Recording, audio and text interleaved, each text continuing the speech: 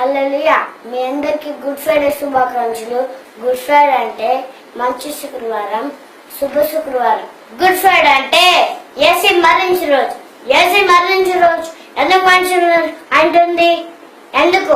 ఎందుకంటే మన పాపాలకు బలిగా, మన శాపాలకు బలిగా ఆయన నరక నుంచి తప్పించి పర్లోక రాజ్యం చేర్చడానికి తనకు తానే పాప పరిహారార్థ బలిగా యేసయ్య శిలువ మీద మరణించాడు. యేసయ్య ఎందుకు మరణించాడు చాలా మందికి తెలియదు. యేసయ్య నీ కోసం, నా కోసం, ఈ లోకంలో ఉన్న అందరి కోసం యేసయ్య మరణించాడు.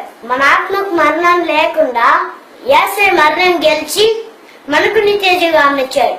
యేసయ్య మరణం గెలిచి మనకు నిత్య జీవాన్ని ఇచ్చాడు. యేసయ్య శిలువలో పలికిన 7 మాటలు.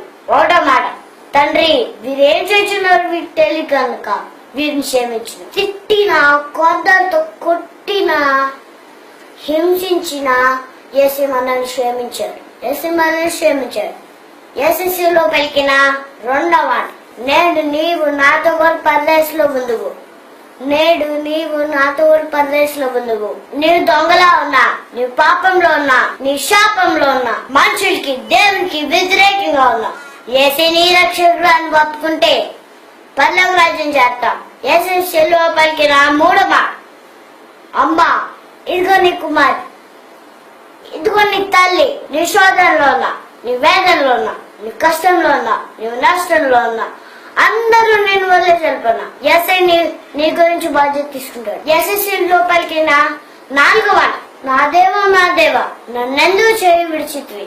భరించలేనంత మన పాప భారములు శిలువ మీద మోస్తూ యేసయ్య పలికిన మాటలు ఇవి. యేసయ్య శిలువలో పలికిన 5వ మాట, నేను దప్పికొంచున్నాను. యేసయ్య నశించిపోతున్న ఆత్మల కోసం దప్పికొంచున్నాడు. ఆయన దప్పిక తీర్చాలి.